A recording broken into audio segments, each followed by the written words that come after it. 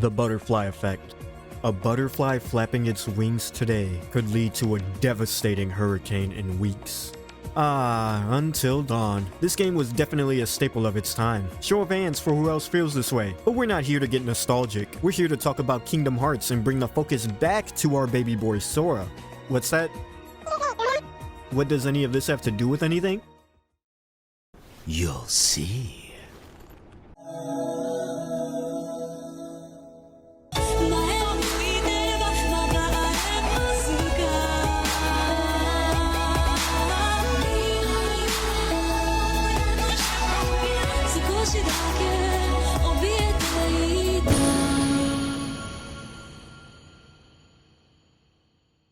Hello again. How's your guys' day been going? Did you make sure to eat today? You know who you are. Go on ahead to the kitchen and make yourself a nice sandwich. Grab a small bag of chips to eat on the side with a nice cold bev and come on back to watch the video. How's that?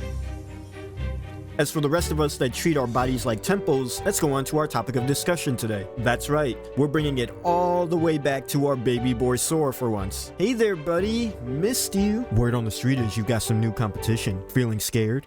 We're not gonna lose to you.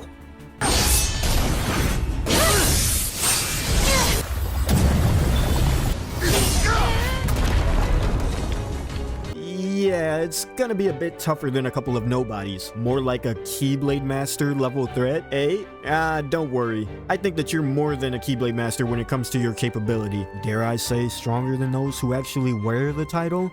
Ooh, the comments are gonna be juicy today. But that's a discussion for another time. Today we're here to look exactly as to why Sora is the biggest and quite honestly the only actual threat to the Master of Masters, and why the Guardians even have a chance to stand against him. But in order to do that, we have to look at the origins of both of our lovely participants, beginning with the man himself, the Master of Masters. A character introduced in Kingdom Hearts Key back cover, one of the 3 entries included in the Kingdom Hearts 2.8 package. According to his own accounts, the Master is from a very distant past. A past so far back that the title of Keyblade Master had not even existed yet. He, as well as his fellow comrades, were trapped in a never-ending conflict between those of light and those of pure darkness. 13 true darknesses at that. At one point or another, these darknesses would cast away their form, giving them the ability to attack people's hearts directly. Formless, these entities could not be destroyed. However, the more that they remain without a form, the more that they begin to lose their sense of self. No matter how many battles were fought, how many wielders have fallen, they will always come back. Flash forward, and the Master has finally developed a plan to finally put a stop to this never-ending battle with darkness. Enter the Foretellers, 6 chosen Keyblade wielders the Master would take under his wing as apprentices and raise them up to be exceptional wielders that he would be able to trust the future of the world to. Before he dimmed, faded, and vanished without a trace, the Master would begin to set his plan in motion, giving all of the Foretellers their own roles to carry out in his absence, along with a copy of the Book of Prophecies, a book that foretells of the events of the future. Pretty straightforward, of course. And yes, of course the passages are told in the most ambiguous, most convoluted phrases as possible, as if the true identity of the Master of Masters is Tetsuya Nomura himself. Like, what is this? Imbalanced observed? Strength misplaced? Just say Luciu watched the Foretellers beat the shit out of each other. Is that so hard to use names? Anyways, this book was written by the Master of Masters himself, using the eye that he placed within the Keyblade he would give to Luciu. But what about his other eye? Wait, how did he remove the first eye to begin with? How many eyes does he have? Minor details, so don't sweat it. Luciu would carry this Keyblade with him into the future while carrying out his role to observe, so that the Master can see all the events of the future and write it down in the Book of Prophecies. But little did they know the Master was raising them to be strong wielders, yes, but specifically to strengthen their hearts to be bait for 6 of the true darknesses from the past. Because again, without a form, they cannot be destroyed. But if they took a liking to the Foretellers, they would take over their hearts, thus giving them a form, and thus allowing us to destroy them in the process. However, to lure them out, we must have the most purest, most negative emotions that darkness feeds on, and a lot of it. Never forget. That's the truth. Yep, that'll do it. Let's give them the idea that there's a traitor among them to cause them to fight with each other and cause an all-out war among their unions. That should be enough negativity, right? A literal war? As demented as it may seem with all these sacrifices, it actually worked. The darknesses began to show up following the events of the Keyblade War one after the other, and now that they have come out of hiding, it's time to move on to the next phase of the plan, the Dandelions, Keyblade wielders that he would task Ava with gathering to not participate in the war, but instead flee to the outside world to ensure that the light carries on. However, yet again, the Master would handpick specific wielders with strong hearts to again lead the unions in absence of himself and the disciples. These wielders would come to be known as the new union leaders. But wait, there are 13 true darknesses, and the Master's plan is to have them take over his and the Foreteller's bodies to be destroyed. But if my basic math is correct, that leaves 6 more darknesses at play, right? Yep. You guessed it. Again, unbeknownst to them, the union leaders that he selected are also pawns in his little game, being used just as the foretellers have to sacrifice with 5 of the other 6 darknesses, while the remaining 1 will be trapped in the destruction of Daybreak Town. The only reason the union leaders even just barely survived was because of Ava's distrust in the Master, which again led to her switching one of the original union leaders out for her own choice, specifically one who immediately figured out that they were pawns being used in someone else's game. The Master's game. Is his plan insane? Probably. Are the foretellers just cattle being raised for the slaughter? Most likely, but it's for the sake of light. Who cares if hundreds, if not thousands, are being sacrificed? This is precisely why, even though he has barely had any screen time, to all of us, the Master of Masters is such a looming threat, even more so than Master Xehanort, who was also his puppet in all of his schemes. I mean, he quite literally caused all of the events of the entire Key Saga, and arguably even the entire series with Xehanort to happen with his unyielding charisma. Imagine when he actually summons a weapon to his hand, if he'll even need one. Will he ever be stopped? The man whose IQ level is so insanely high, can see into the future, and is possibly the most ancient and most strongest Keyblade wielder in existence. Or will the foretellers fall victim just as the thousands before them have, all for the sake of light? Come on, lazy bum. Wake up. Enter our one and only ray of sunshine, the small, dull, ordinary boy, Xehanort's words, not mine, known as Sora, the boy who would hail from the Destiny Isles. Fascinated by the idea of the outside world, this boy and his friends Riku and Kairi hatch a plan to travel beyond their familiar waters, to journey to another world, by means of raft of all things. Kids, am I right? One night while waiting up in... Sorry, it's just been a while since having to see those. Gone, but definitely not forgotten. Anyways, one night Sora is chilling in his bedroom. With excitement washing over him from anticipation of setting sail, he glances out his bedroom window to see a storm brewing. Worried about the raft we spent the last hour in some change gathering supplies for, he rushes to the island to protect our coconuts. Turns out though, it's not a storm, but instead his entire world being consumed by darkness. And it is here where we will encounter our very first form of darkness incarnate. Heartless. Even though our sword allowed us to flex on Riku and win the girl, unfortunately it would not be very effective against these mysterious beings. While watching his world and everything being taken before his very eyes, he reaches out in desperation to his friend. And with a flash of light and one oversized key, this boy would go on to create history. Teaming up with the unlikely duo of Donald and Goofy, he would get his dream of traveling to all the different worlds outside, protecting their inhabitants and thwarting Darkness's plans wherever he went. Not once, not twice, but 3 times this trio would save all of the worlds from falling to darkness, becoming a homing beacon of light and hope to guide all into the future. But this is wrong. None of this should have happened. Sora should not be a hero who saved the worlds. Sora should have fallen to darkness along with his world. Sora should not exist. Oh, sorry, I probably should give a bit of an explanation, yeah? My bad. We all remember the moment the Keyblade summons for the first time into our hands, and by all accounts Sora's hands, but it is here we learn that Sora was never supposed to have a Keyblade. Quick school lesson for all of those looking to obtain their mark of mastery. You all have your textbooks? You left it at home.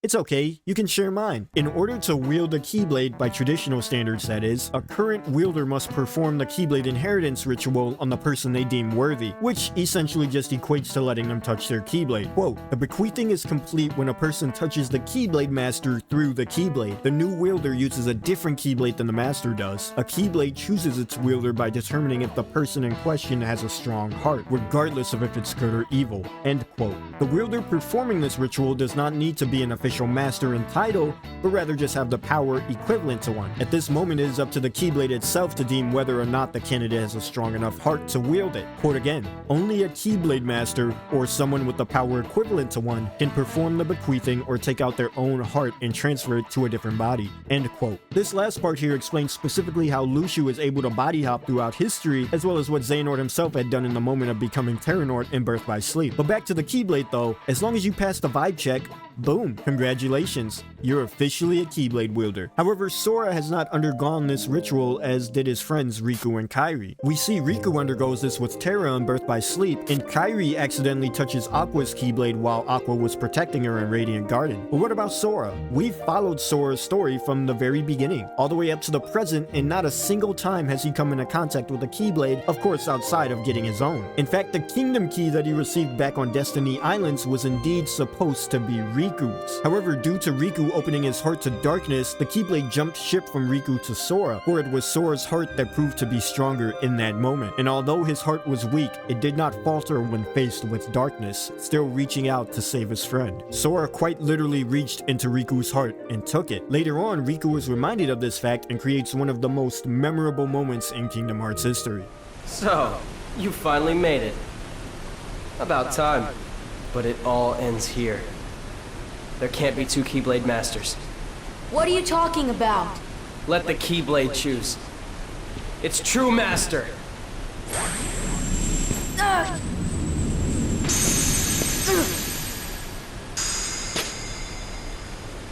Maleficent was right. You don't have what it takes to save Kairi. But that's impossible. How did this happen? I'm the one who fought my way here with the Keyblade! You were just the delivery boy. Here, go play hero with this.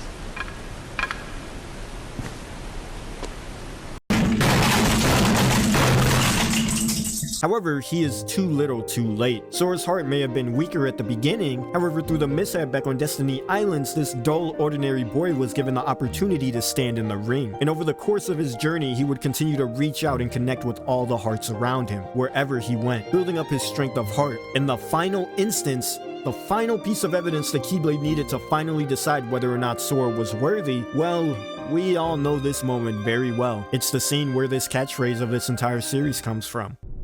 How will you fight without a weapon? I know now I don't need the Keyblade. I've got a better weapon. My heart! Your heart? What good will that weak little thing do for you? Although my heart may be weak, it's not alone. It's grown with each new experience, and it's found a home with all the friends I've made. I've become part of their heart just as they've become a part of mine. And if they think of me now and then, if they don't forget me, then our hearts will be one. I don't need a weapon. My friends are my power.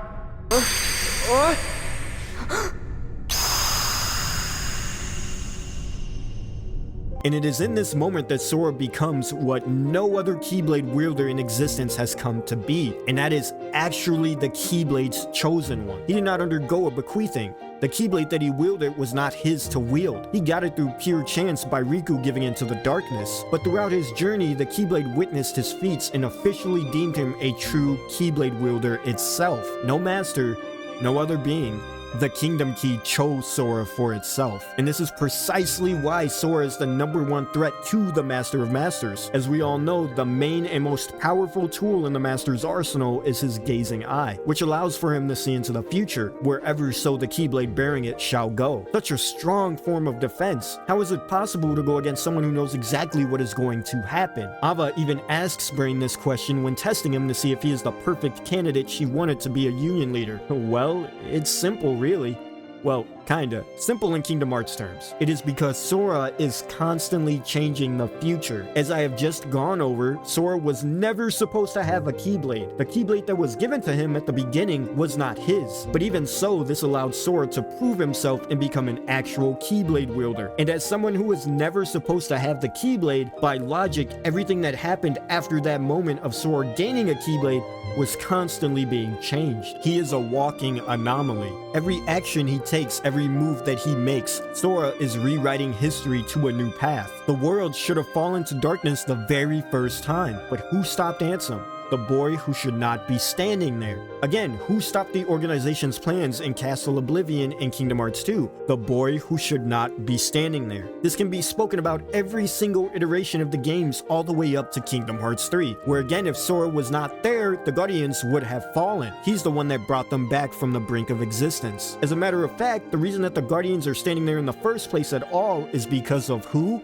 Who reconnected all of them? Who set Riku on the path of redemption? Who gave Kairi's and Ventus's hearts refuge when on the brink of existence? Who brought Aqua back from the darkness? Terra, Lee, Roxas, Xion, Namine. Who continuously saves the worlds and their people from time and time again from darkness? Sora. Sora is the reason that the future is not set in stone, why fate is not absolute. He even has this mindset as we see during the discussion of Kingdom Hearts 3 with Master Xehanort.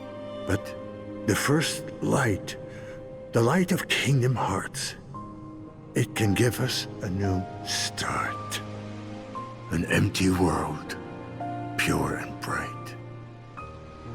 It wasn't your decision to make.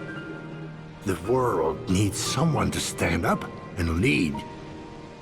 Someone strong to stop the weak from polluting the world with their endless darkness. Someone to dictate their destiny.